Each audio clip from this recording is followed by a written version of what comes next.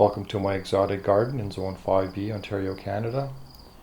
After some serious watering, it's been very dry. It feels like a steamy jungle, but it's short-lived as there's hot and dry weather forecast for the next little while. No real rain in the forecast. Welcome to my channel. I hope you're all doing well. In today's episode, we are looking at the plants along the driveway. This flower bed is roughly 22 feet long and about 9 feet wide. At one end we have a large red banana, the Gigantea ventricosa morellii. It's currently about 8 feet tall and about 10 feet wide. Planted underneath we have these red cannas with dark green burgundy leaves. Everything had a late start this year. We had kind of a cool spring and very up and down temperatures, very little rain. So hand watering some plants on a daily basis. They haven't put on as much growth as I'd hoped. The entire bed is underplanted with petunias. There's a wave petunia and there's one called Bermuda Beach. It's a supertunia. Performed quite poorly so far. The wave petunias are performing much better. I have a sizable clump of elephant ears. This is an alocasia macrorrhiza. This is currently just about 4 feet tall. Again, not as much rain, so the growth rate is pretty slow this year. The leaves are thick and green, not prone to tearing, quite sturdy. Next to that we have another small clump of Adonidia palms. Now, these are in a pot and these will come in. They're currently just under 6 feet tall, or about 1.8 meters. Underplanting to that, we have gigantea spathacea. This is the giant form. Beautiful green leaves, but underneath they're like a purple color. One of my favorite plants this year. Next to that is a crinum, Queen Emma. It has these beautiful dark burgundy leaves, almost black. Growing well, but no sign of flowers yet. And the flowers are incredible. The flowers are very fragrant and they're on top of 4 to 5 foot flower stalks. The two plants that are dominating this year are the cordyline australis. Because of the winter stress, the trunks have pretty much defoliated. I've cut off all the dead leaves. The tallest one has flowered and is now branching. So we have 2 heads instead of 1. The flowers have passed and there are some seeds that were set. So that's interesting. First time it has flowered. And at the base of the plant, it is putting out multiple offsets. And also along the trunk, it's putting out a number of offsets, or I guess new branches. Planted in between these palms to cover the trunk, I thought I'll do something different. Typically I'll have one plant which is covered by each cold frame during the winter, but I thought let's make it a little fuller, so I've added a bougainvillea to each planting. Currently it's just under 2 feet tall, and we'll see how that develops. Hopefully it will thicken up. I'm sure the bougainvillea will catch up. It's a very vigorous plant, very thick and bushy. I'll show you a fine example in a minute. Next to that we have several very large 4 o'clocks. This is Mirabilis jalapa. Again, currently it's over 4 feet tall, or well over a meter, and it's even wider than that. I would say it's closer to almost 1.5 meters wide. Sort of in the middle of the bed we have an agave. This is Agave mediopicta. This was a gift from Sandy and Rob. Thank you again. Plant's doing super well, as you can see, and at the base it is putting out some pups.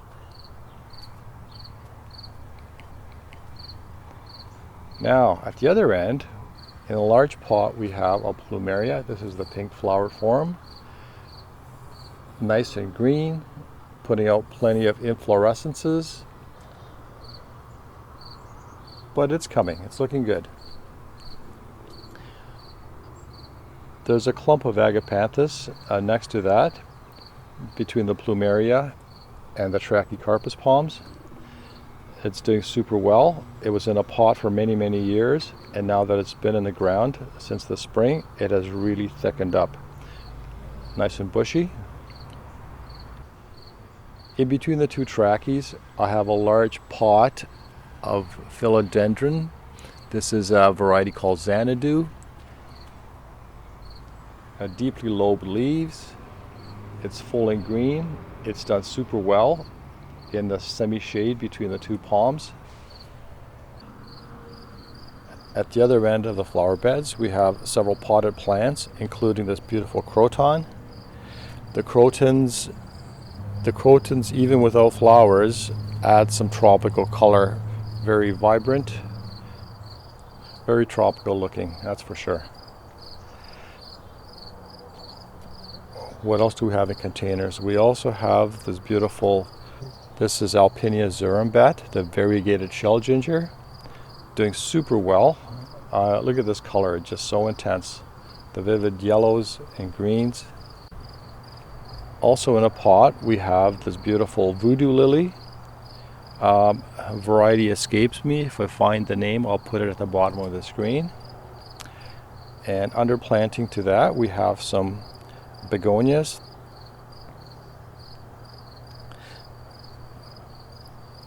Under planting the palms, we have some New Guinea impatiens. They were very, very slow to take root this year. They're finally catching up, and lots of flowers, lots of bushy greenery, and mixed in with that we have a few leftover petunias. Now, also growing in the shade underneath the palms, we have some anthuriums. I have 2 plants this year. The one plant I repotted, the amount of growth is just phenomenal after repotting this anthurium. Lots of new green and quite a few flowers actually. Yeah, looking great. Also growing underneath the trachy palms, we have this caladium called Red Flash. Beautiful, vivid reds and greens and hints of silver. In the corner of that flower bed, we have this very large now, this double flowered yellow-orange hibiscus. Very vigorous grower. I would say currently it's just over 5 feet tall, or 1.5 meters, and at least as wide. On the other side of the beds, we have the Yucca gigantea, and it's just about 6 feet tall, or 1.8 meters. And with the winter stress, it has put out quite a few branches from the base and up and down the trunk. Let me show you a close-up.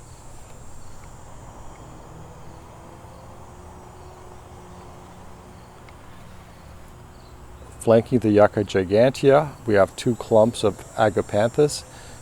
This very hardy blue agapanthus.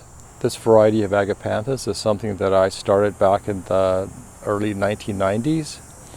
Has survived every winter so far, no hiccups at all. Amazing plant. And also at the base of the yuccas, we have planted a bougainvillea and a lantana. Now, also growing in pots beside that, we have 2 pots of popcorn senna. The leaves smell like butter popcorn if you rub them. These gorgeous yellow flowers, and it is setting seed, which is good because you can always use more of these.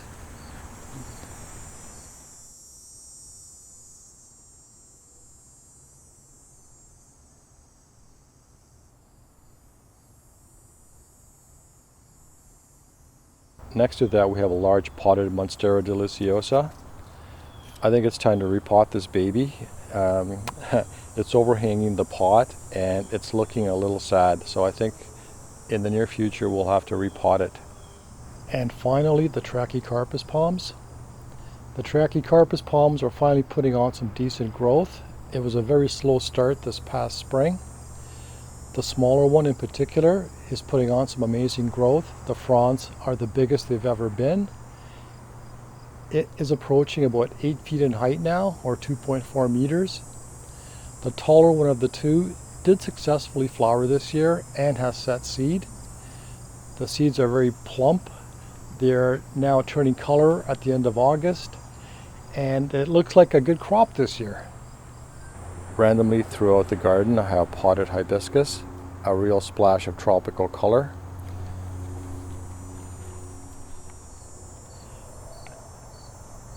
Well, that pretty much wraps it up. As always, thank you for your time. Thank you for watching. If you have enjoyed the video, please consider subscribing. Give us a like.